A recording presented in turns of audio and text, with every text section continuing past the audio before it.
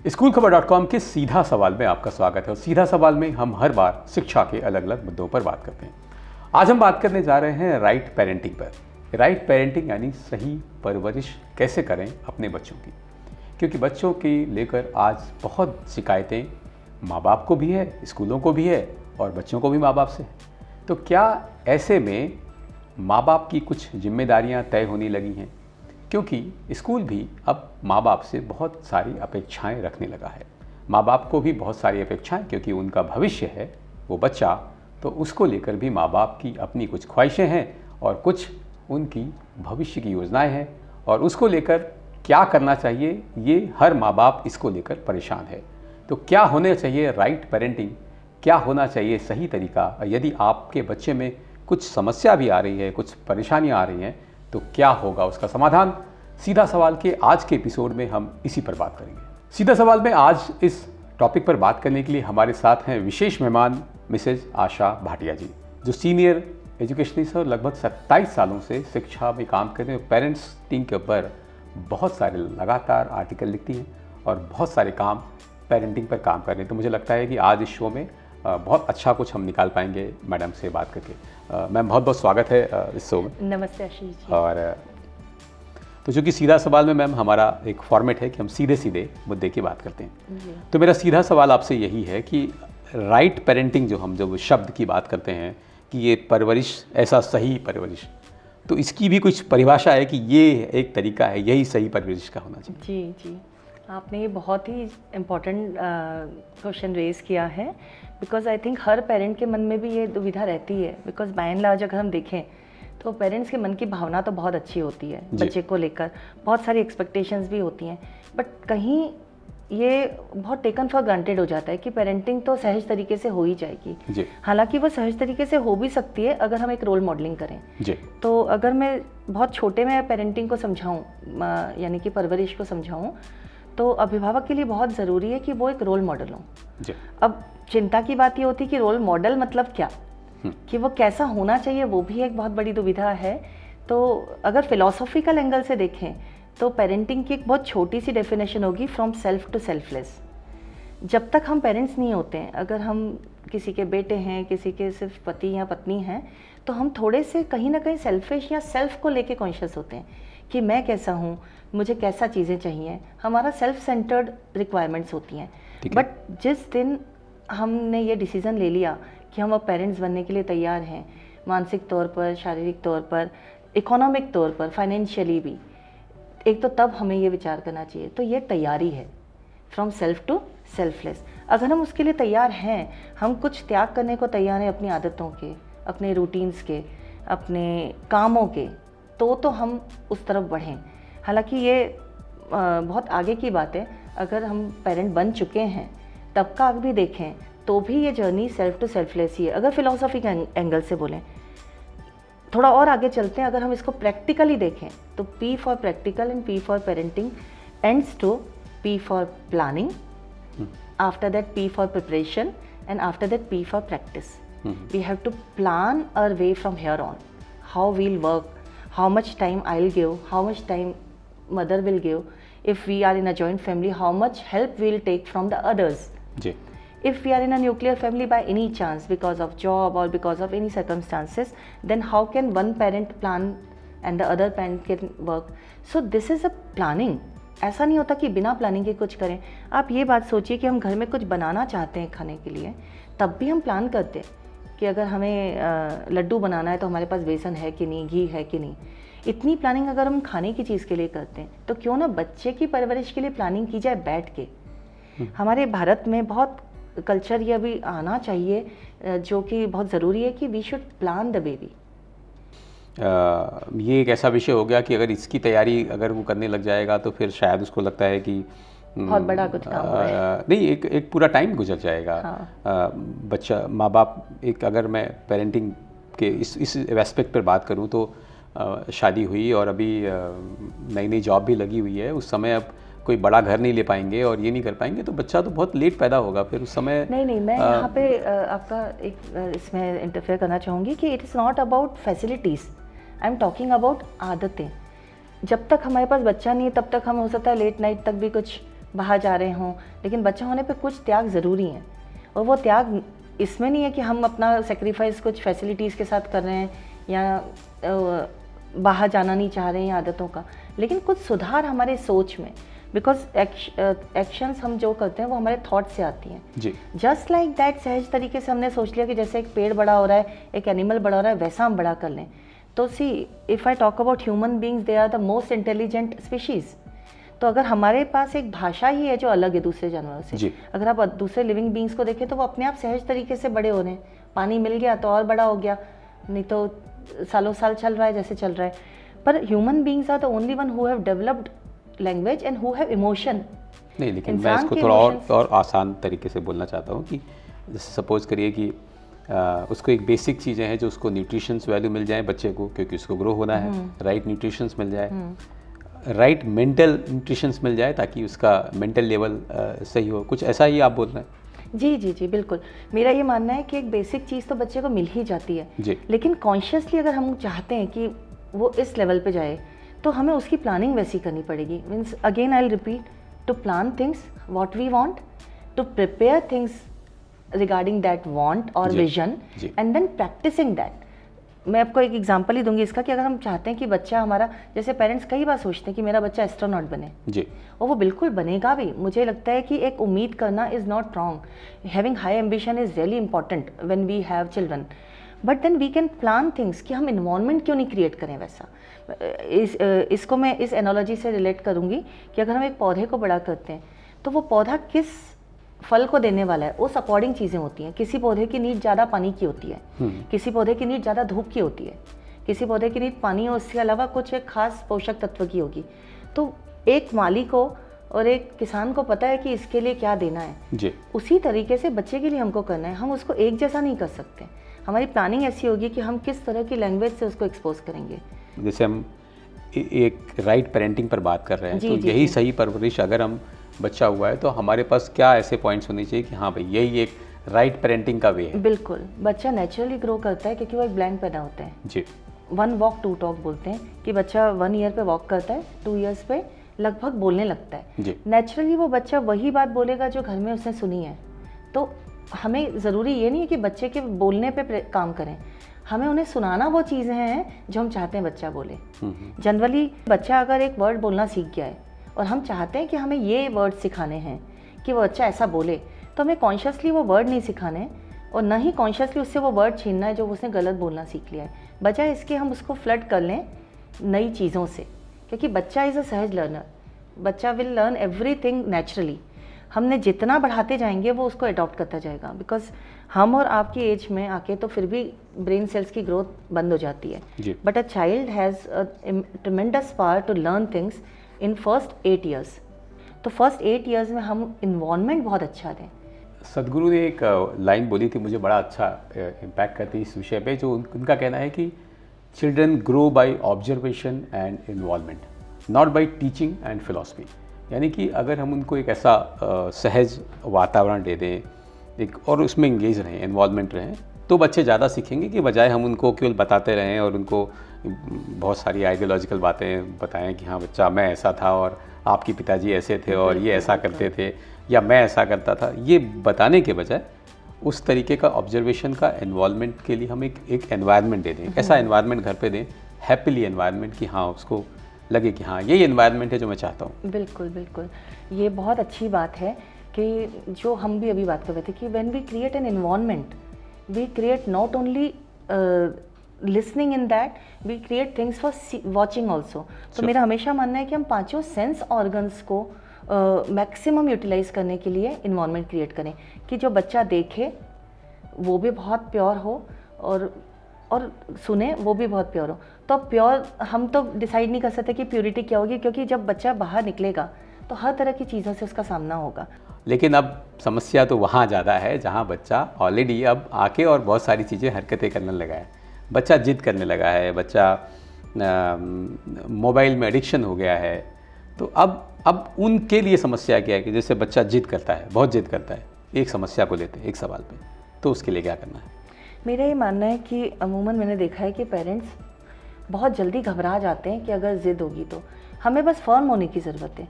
एक बच्चा किसी दिन अगर 10 साल का बच्चा वो जिद करे कि मुझे आपकी कार की चाबी चाहिए, मुझे चलानी है, तो हम नहीं देंगे उसको जी। उसी तरह से एक और एग्जांपल दूंगी मैं कि अगर वो पेट्रोल का टैंक एक कंटेनर पड़ा है तो हम उसे माचिस देंगे क्या? हम कुछ भी करके छीनेंगे क्योंकि हम बहुत फर्म है उस चीज़ों को लेकर के।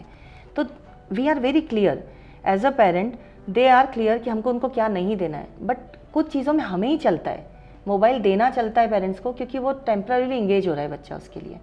मतलब मैं आपको बोलूँ कि हमारे यहाँ अगर बच्चा कोई इंटरव्यू के लिए भी आया है तो पेरेंट्स कई बार बच्चे को चुप कराने के लिए हाथ में मोबाइल दे देते हैं जी। तो बच्चे का ही जगह है वो, schools are for children.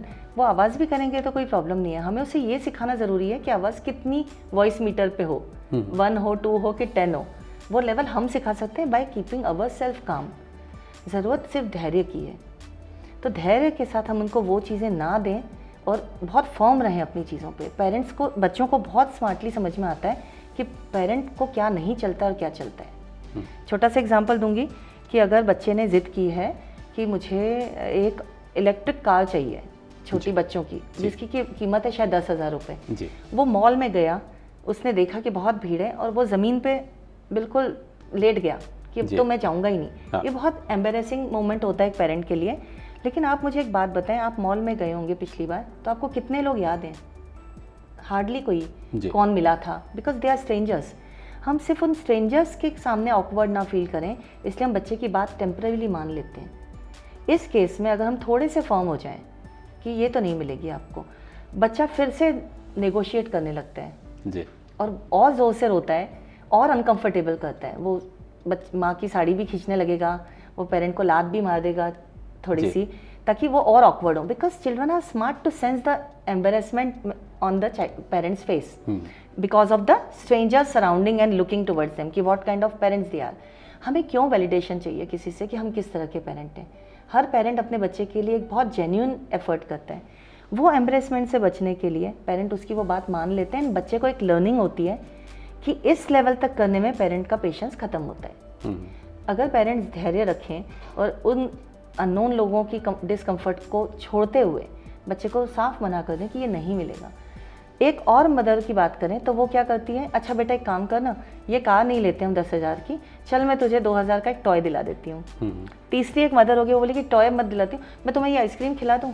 Basically मैं आपको बताऊँ, बच्चे को तो आइसक्रीम या चॉकलेट ही चाहिए थी जी। बट उसको ये पता है कि ये वो माँ है जो 15 रुपए की भिंडी भी होगी तो उसको 12 रुपए करवाने में उसको संतुष्टि मिलती है। ओके। तो वो बार्गेन करने लगता है कि मुझे 5,000 की कार अगर मम्मी को मैंने मांगी तो वो 5 की नहीं देंगी, वो 500 का तो कुछ दिला ही देंगी। उसको पता है 500 का मांगूंगा तो 50 की चीज़ मिलेगी। So we need to understand कि children are very good in observing and bargaining things, negotiating कि ये चीज़ चाहिए तो उसके लिए मुझे कितनी लेवल का मांगना पड़ेगा।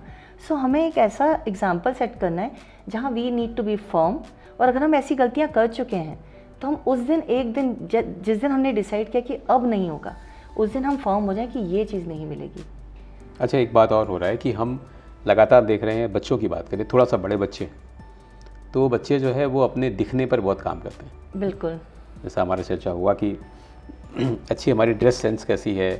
थोड़े से बड़े बच्चे हो गए, मैंने देखा हो कि 10 साल से ऊपर का बच्चा होता है, वो अपने ड्रेस सेंस कैसा है, क्या पहना है, क्या किस तरह से दिख रहा है, उस पर बहुत काम हो रहा है। बिल्कुल। लेकिन उस बच्चे का इनर स्ट्रेंथ क्या है, कितना वो मजबूत है अंदर से, उस पर काम नहीं हो रहा है। किन प्रॉब्लम्स को आने पर या फेलियर आने पर वो सीख पाता है कि नहीं सीख पाता है कि इससे कैसे लड़ना है, या कोई उसको चैलेंज उसके लाइफ में आ रहा है तो उन चैलेंजेस से कैसे वो आगे बढ़ सकता है, इस पर काम नहीं हो रहा है। हम दिखने पर और दिखाने पर बहुत काम करें, और स्पेशली आज के सोशल मीडिया के युग में। Absolutely, it is very willing problem. And आपने बहुत अच्छे से इसकी बात की है कि हम सरफेस की चीज़ों को बहुत देख रहे हैं, हम डेप्थ में नहीं जा रहे हैं, रूट्स पे नहीं जा रहे हैं। और ये पूरा चीज़ें के लिए हमको एक कंट्रीब्यूशन चाहिएगा स्कूल और घर दोनों से। मेरा हमेशा मानना है कि स्कूल, बच्चे का एक परिवार उसका घर है जहाँ वो पैदा हुआ है, दूसरा परिवार है उसका स्कूल जहाँ काम हो रहे हैं। और मैं क्योंकि स्कूल से जुड़ी हुई हूँ, मेरा हमेशा मानना है कि स्कूल्स का रोल बहुत इंपॉर्टेंट हो जाता है। बिकॉज घर में चरित्र निर्माण हो तो उत्तम, बट स्कूल में हो तो सर्वोत्तम। क्योंकि एक घर के पेरेंट हैं जो बहुत अच्छे से परवरिश करें तो वो उस बच्चे को फ़ायदा दे रहे हैं, बट बाकी 39 बच्चों के घर में क्या हो रहा है ये हम नहीं बता पा रहे हैं। बट वही 40 बच्चे जब एक कक्षा में स्कूल में हैं और एक बहुत अच्छी चीज़ हुई है तो वो साइलेंटली 40 घर में चली गई है। इसी के उल्टा अगर कोई चीज़ ऐसी है जो नहीं होनी चाहिए निगेटिव, वो घर में हो रही है तो ख़राब है, बट वो स्कूल में होगी तो बहुत ख़राब है, क्योंकि वो ख़राब चीज़ घर की तो घर में ही रह गई, लेकिन अगर स्कूल में है तो वो 40 घर में चली गई। तो यहाँ पे मेरे को लगता है कि स्कूल का रोल बहुत ज़्यादा होता है। जब हम एक समाज को सुधारने की बात करते हैं तो बड़ी लेवल पे काम करना है, तब एक घर के लेवल पे नहीं होगा। तो घर से काम हो जो बच्चे के 1/3 ऑफ द डे पे काम करेगा। नहीं, ये बात आपने क्या है कि ऐसा विषय आपने छेड़ दिया जिसमें मुझे लगता है कि स्कूल और पेरेंट्स के बीच में लगातार द्वंद्व चलता है। और मैं लगातार जब पेरेंट टीचर मीटिंग होती है जी उसको मैंने बहुत ऑब्जर्व किया है अपने बच्चे के लिए भी और अदर, चूँकि मैं इससे जुड़ा हुआ हूँ, एक बड़ा द्वंद्व चलता है। मीटिंग होती है और वहाँ पर ये आता है कि भाई मेरा बच्चा ये समस्या आ रही है, मेरा बच्चा तो घर में बहुत अच्छा था। मैडम आपके यहाँ जब से स्कूल में पढ़ने लगा है तब से उसने गलत चीज़ें सीख ली हैं, पहले बहुत अच्छा हुआ करता था। इस पे तो ये समस्याएं बहुत आ रही है, ये द्वंद्व कैसे खत्म हो? द्वंद्व जिसको आप कह रहे हो उसको हम एक रूटीन मान लेते हैं, बिकॉज हमारे यहाँ तो हम अगर स्कूल में हैं तो ये चीज़ें हमारे लिए आम है कि पेरेंट्स के कुछ कॉन्फ्लिक्टिंग ओपिनियन होंगे और हमारे कुछ और होंगे। ज़रूरत यहाँ पे ये जो आपने भी बोला कि मेरा बच्चा ऐसा था और अब ऐसा हो गया, अगर हम उसे हमारा बच्चा कहें, जनरली पर्टिकुलरली हम हमारे स्कूल की बात करें तो हम बच्चे को ये बोलते हैं, अवर child is doing this, now let us work on that. हम पेरेंट्स को भी यही रिक्वेस्ट करते हैं कि आप एक पेरेंट हो और दूसरा पेरेंट हम है यहाँ पे, वो 2 पेरेंट मिलके घर में हैं और यहाँ हम हैं। हम अपने आप को पेरेंट की तरह इसलिए मानते हैं बिकॉज हम इक्विप्ड हैं उसके लिए, हम ट्रेंड हैं उस चीज़ के लिए। वहाँ पेरेंट्स ट्रेंड नहीं है, तो हम जब ट्रेंड है तो हम कॉन्शियस एफर्ट्स करते हैं कॉन्सनट्रेटेड को चीज़ देने की, और पेरेंट्स से उम्मीद करते हैं कि घर पे भी उसको ही कंटिन्यू करें ताकि एक इफेक्ट आ जाए। बिकॉज बच्चा 8 घंटा सो रहा है, 8 घंटा 6 से 7 घंटे स्कूल में है और अगले 8-9 घंटे घर पे, मतलब 1/3 time one parent is parenting, 1/3 time school is parenting and child is sleeping in rest of the time. So हमें ये देखना है कि हम एक दूसरे के प्रतिद्वंदी ना होते हुए एक दूसरे के सपोर्टर और पार्टनर्स बने। जो कमी घर पे रह गई है, अगर बच्चा घर पे हिंदी बोलता है, क्योंकि कई बार हो सकता है कि पेरेंट को उतनी अच्छी अंग्रेजी ना आती हो, वहाँ स्कूल ज़्यादा काम करे। काम तो सभी बच्चों पे करना है, बट हमें उन सब में डाइवर्सिटी को देखते हुए इस एक्स बच्चे को क्या और समस्या है। कई बार होता है कि एक बच्चा सिंगल पेरेंट का बच्चा है, तो वहाँ हमें अपनी संवेदनाएं रखनी है। मैं सिंपैथाइज करने की बात नहीं करूँगी, पर एम्पैथी की बात करूँगी कि ये मदर क्योंकि वर्किंग है, ये मदर क्योंकि सिंगल है, ये फादर क्योंकि सिंगल है, तो इस बच्चे को हमको वो फैमिली कल्चर भी यहीं देना है। हमको उसको एक एक्स्ट्रा क्वेश्चन, एक एक्स्ट्रा सपोर्ट स्कूल से देना है, एंड दिस वी डू। तो this is a bigger responsibility on schools कि वो बच्चे को वहाँ दें। अच्छा, एक आखिरी सवाल मैम, कि जब हम बात करते हैं इसमें तो एक आजकल क्या हो गया कि ज़्यादातर माँ बाप के एक बच्चा है, सिंगल चाइल्ड होने के कारण क्या ज़्यादा कंसर्न हो गया है, ज़्यादा हम ओवर प्रोटेक्टिव हो गए हैं, इसलिए समस्या बहुत बढ़ गई है? बिल्कुल, आई अग्री, बिकॉज कई बार मैंने पेरेंट्स को बोलते हुए सुना इकलौता तो बच्चा है जी। और मेरा हमेशा मानना है बच्चा इकलौता हो या 2 हो या 3 हो, हमें उनको एक जैसा ही रखना है, सेलिब्रेटिंग देयर डिफरेंसेस ऑल्सो, जो हम स्कूल में भी करते हैं कि 40 बच्चे एक जैसे नहीं होते, तो वी सेलिब्रेट द डिफरेंसेस। एक बोलने में बहुत अच्छा है, एक सुनने में बहुत अच्छा है, एक कविता अच्छी बोलता है, एक कहानी अच्छी लिखता है। सो वैसे ही पेरेंट्स के लिए ज़रूरी है कि अगर बच्चा एक ही है तो हम आना जाना शुरू करें। वो जो मोबाइल पे और स्क्रीन प्रेजेंस ज़्यादा बढ़ गई है, उसकी जगह हम हार्डली, अब ऐसा होता है कि दिवाली पे भी, अब तो शादी के कार्ड बांटने जाते हैं तब भी वो एक वर्चुअल कार्ड आ जाता है, क्योंकि हमें आने जाने से बचना है, समय नहीं है। तो समय तो पहले भी 24 घंटे थे, आज भी 24 घंटे।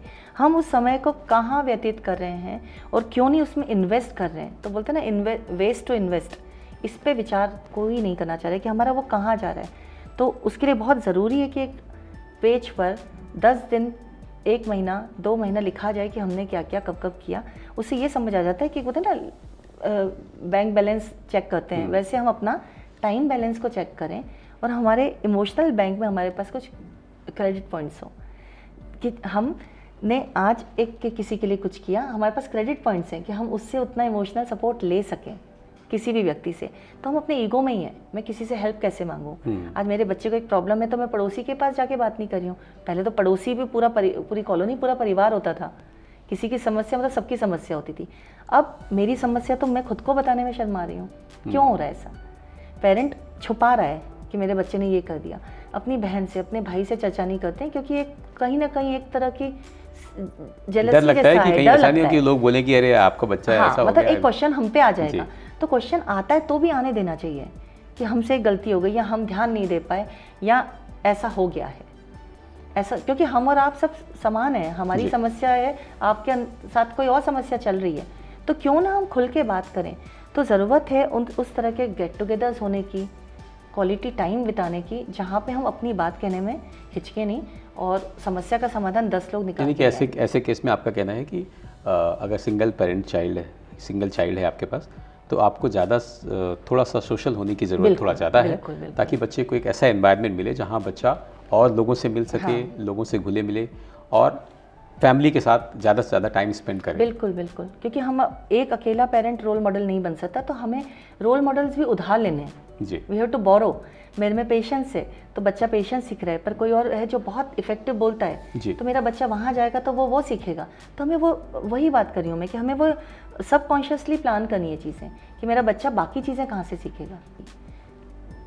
क्या, thank you so much ma'am. आपने, मुझे लगता है कि जो भी पॉइंट्स थे ऐसा पेरेंटिंग को लेकर, काफ़ी पॉइंट कोशिश किया आपने, हमने, और कि इस पर हम जवाब दे सके, और मुझे लगता है कि बहुत सारे सवालों का जवाब दिया। थैंक यू मैम, आपने टाइम दिया उसके लिए। Thank you so much.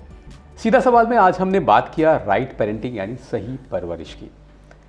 एक बात साफ है कि अगर हम पेरेंटिंग की बात करें तो वहाँ हमारी जवाबदारी थोड़ा ज़्यादा तय होती है, क्योंकि हमारा भविष्य इस बच्चे पर निर्भर करता है।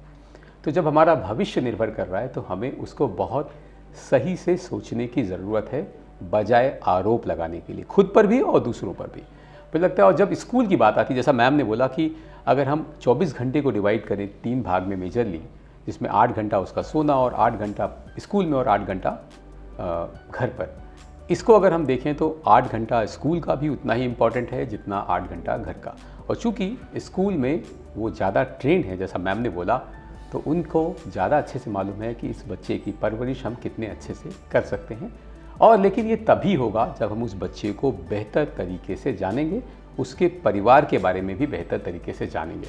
सीधा सवाल में आज हमने कोशिश किया कि सही परवरिश पर सारे सवालों के आपके जवाब दें, पर फिर भी आपको लगता है कि कोई ऐसे सवाल रह गए हैं, तो आप इस दिए हुए नंबर पर या इस दिए हुए ईमेल आईडी पर आप अपने सवाल पूछ सकते हैं। और सीधा सवाल को जो आप प्यार दे रहे हैं उसके लिए आपका बहुत बहुत धन्यवाद। Thank you so much. और यदि आपको लगता है कि हमारा जो प्रयास है शिक्षा को लेकर वो सही है और हम सही दिशा में काम कर रहे हैं, तो हमारे इस चैनल को लाइक, सब्सक्राइब और शेयर जरूर करें। धन्यवाद।